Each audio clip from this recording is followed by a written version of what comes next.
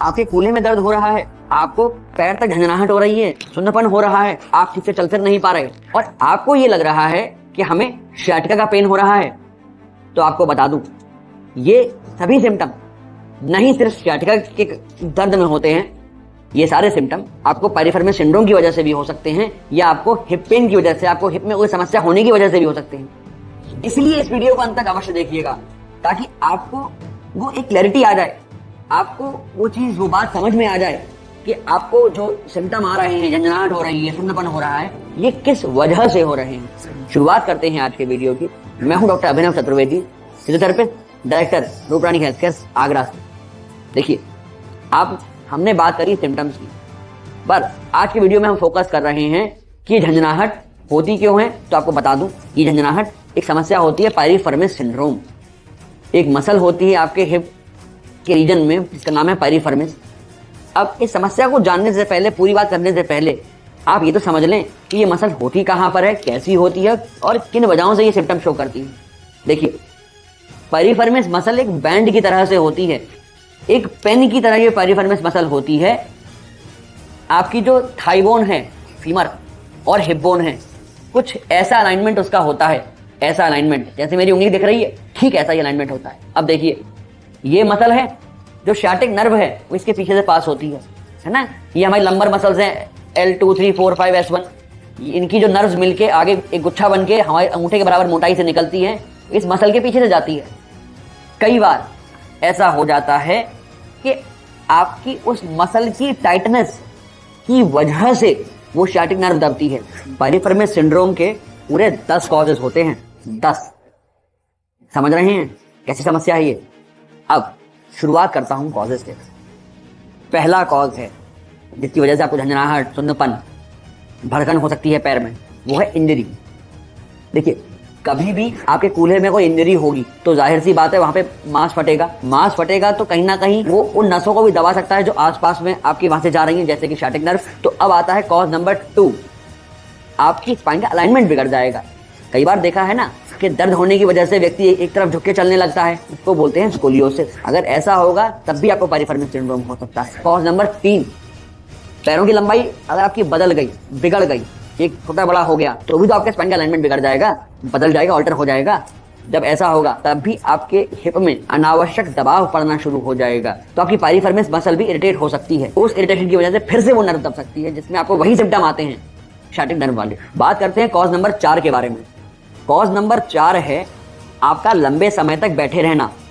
आजकल ऑनलाइन काम करने का बड़ा जमाना है, ऑफिस प्रोफेशनल्स लंबे समय तक कंप्यूटर पे काम करते हैं, बैठे रहते हैं। जब आप लंबे समय तक बैठे रहोगे तब भी तो आपकी वो मसल इरिटेट हो सकती है, क्योंकि आप इसी मसल के सहारे तो बैठते हो। जब आप बैठते हो तो ये मसल दबती है। जब ऐसा होगा तब भी पायरिफेरमस मसल इरिटेट हो सकती है। अब देखिए, आप लंबे समय तक बैठे हो और आपने एक बहुत बढ़िया काम करा, आपने अपनी पैंट की बैक पॉकेट में या जीन्स की बैक पॉकेट में वॉलेट को रखा हुआ है।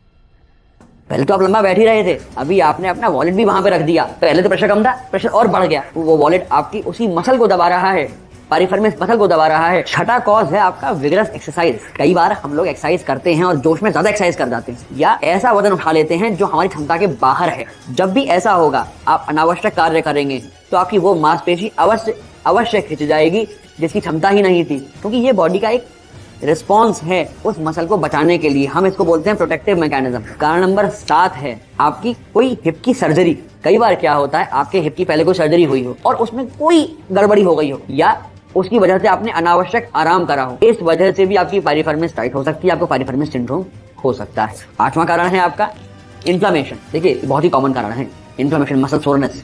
9वां कारण है आपका पैर की कोई समस्या। जब आपके पैर में कोई समस्या होगी तो भी आपका बैलेंस बिगड़ जाएगा, इस वजह से आपको पायरिफेरमस सिंड्रोम हो सकता है। और 10वां कारण है मांसपेशियों का टाइट होना, जिसके बारे में मैं अभी तक बात साथ में करता आ रहा हूं। तो अब आप समझे, इन 10 कारणों की वजह से आपको पायरिफेरमस सिंड्रोम हो सकता है। बात करते हैं आपके उन क्वेश्चंस की जो कई बार पेशेंट आके हमसे पूछते हैं। शुरुआत करते हैं आपके पहले क्वेश्चन की। आप में से भी कोई सज्जन आते हैं, बोलते हैं डॉक्टर साहब हमारे पैर में झंझनाहट हो रही है, सुन्नपन हो रहा है, परंतु जब डॉक्टर साहब ने हमारा MRI करवाया तो हमारी स्पाइन में कोई समस्या नहीं आ रही, परंतु फिर भी हमें सेम सिम्टम आ रहे हैं जो शार्टिका में आते हैं। इसलिए हम तो यही सोच रहे थे कि हमें शार्टिका की वजह से दर्द हो रहा है, झंझनाहट हो रही, सुन्नपन हो रहा है। तो अब मैं आपको बता दूं, इसका उत्तर ये है कि आपको जो झंझनाहट हो रही है वो सिर्फ और सिर्फ शार्टिका की वजह से नहीं होती है। शार्टिका में क्या होता है, आपकी डिस्क बल्ज हो रही होती है, जिसकी जिसकी वजह से ये नस दबती है। तो ऐसा होता तो है, परंतु यहां पर अब आपको ये समस्या हो रही है उस पाइरिफर्मिस मसल की वजह से। देखिए, पाइरिफर्मिस मसल के बारे में मैंने स्टार्टिंग में क्या बताया था, एक बैंड लाइक स्ट्रक्चर होता है आपकी थाई बोन से आती है हिप बोन तक। तो देखिए, यहां से भी तो शार्टिंग नर्व जाती है। जब शार्टिंग नर्व यहां से जाएगी, ये मसल टाइट होगी, तब भी तो ये आपको सेम सिम्टम आएंगे। तो इसलिए आपको अब ये समझना चाहिए कि आपको ये झंझनाहट, ये सुन्नपन शार्टिका की वजह से हो रहा है या पाइरिफर्मिस मसल के टाइट होने की वजह से हो रही है। अब आप हमको ये मैसेज करके बताइए इंस्टाग्राम पर कि आपको किस वजह से ये दर्द हो रहा है। आपको अगर ये वीडियो यहाँ तक अच्छा लगा है, इसे लाइक कर दीजिए और प्लीज कम से कम 500 लाइक तो बनते, इतना तो कर दीजिएगा। प्रश्न नंबर 2 है आपका कि आप आके हमसे ये कहते हैं कि डॉक्टर साहब, हमें आगे झुकने में कोई समस्या नहीं हो रही, हमें अपने हिप को चलाने में तकलीफ हो रही है, और साथ में आप वो सिम्टम फिर से हमसे कहते हैं कि हमें पैर में झंझनाहट हो रही है, सुन्नपन हो रहा है। तो देखिए, इस प्रश्न का उत्तर आपके प्रश्न में ही है। आपने अभी तो कहा कि हमारे पैर में, हमें कूल्हे में टाइटनेस मालूम पड़ रही है। यही तो उत्तर है कि आपको शार्टिका नहीं हो रहा, आपकी पाइरिफर्मिस मसल टाइट होने की वजह से आपको समस्या हो रही है। पाइरिफर्मिस मसल टाइट होती है तो पास में जाने वाली शार्टिक नर्व को दबाती है, इसलिए आपको सेम सिम्टम आते हैं शार्टिका वाले। अब भाई तीसरा बहुत महत्वपूर्ण क्वेश्चन, एक मजेदार क्वेश्चन। हमसे मरीज पूछता है कि डॉक्टर साहब, हम ठीक कितने समय में हो जाएंगे। अब आप ये मुझे बताओ अपने दिल पे हाथ रखकर कि आपको ये समस्या कितने दिन में बढ़ी थी? 2 दिन, 4 दिन, 2 हफ्ता, 3 हफ्ता, 1 महीना, 3 महीना, 1.5 साल, 2 साल? जब आपको ये समस्या बढ़ने में इतने साल लगे तो आप क्या समझते हैं, आप इसको 2 दिन में ठीक कर लेंगे? चलिए माना ठीक कर भी लेंगे, तो उसके लिए आपको आवश्यकता पड़ेगी एक क्वालिफाइड फिजियोथेरेपिस्ट की, जो आपकी समस्या को तुरंत से पकड़कर उसका इलाज कर सके, उस मसल को रिलीज कर सके। अगर आप ये चाहते हैं तो आप या तो अपने आसपास के किसी थेरेपिस्ट को कंसल्ट कर सकते हैं, वरना आप हमें संपर्क कर सकते हैं नीचे दिए गए नंबर पे, डिटेल्स पर। आपकी हेल्प हम भी कर सकते हैं। हम बात कर लेते हैं डायग्नोसिस की, कि हम कैसे पता करेंगे कि हमें जो समस्याएं हो रही हैं या आपको जो समस्याएं हो रही हैं, झंझनाहट की, सुन्नपन की, पैरों में से भड़कन निकलने की, वो किस वजह से हो रही हैं। 2-3 समस्याएं हैं जिनमें सेम सिम्टम आते हैं, जैसे कि शार्टिका, हिप पेन और पाइरिफर्मिस सिंड्रोम।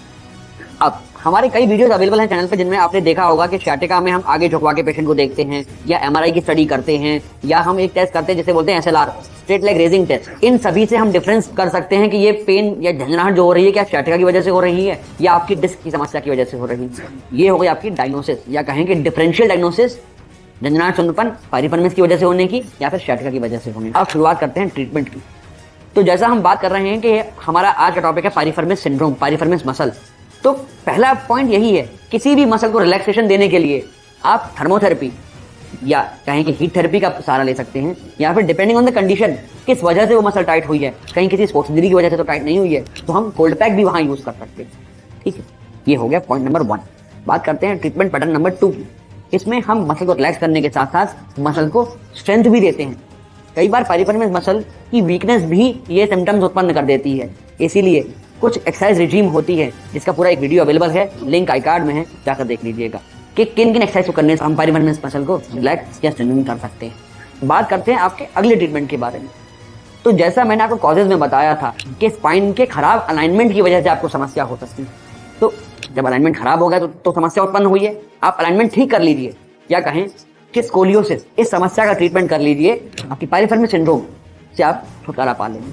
आपका लास्ट ट्रीटमेंट पैटर्न हो सकता है गेट अलाइनमेंट। जैसा मैंने आपको कॉलेज में बताया था कि कई बार पैर की लंबाई छोटा बड़ा होने की वजह से या किसी मरीज के झुक के चलने की वजह से भी पाइरिफर्मिस मसल पे इफेक्ट पड़ता है। तो आप इस समस्या को दूर कर लीजिए, आपकी पाइरिफर्मिस मसल ठीक हो जाएगी। अब ये सारी बात तो होगी ट्रीटमेंट के बारे में, सबने सब बता दिया कि कॉजेज हो गए, सिम्टम हो गए, ट्रीटमेंट भी हो गया, बट एक्सरसाइज के बारे में तो बताया ही नहीं कि करना क्या है। तो उसके लिए ये वाला वीडियो जाके देख लीजिए।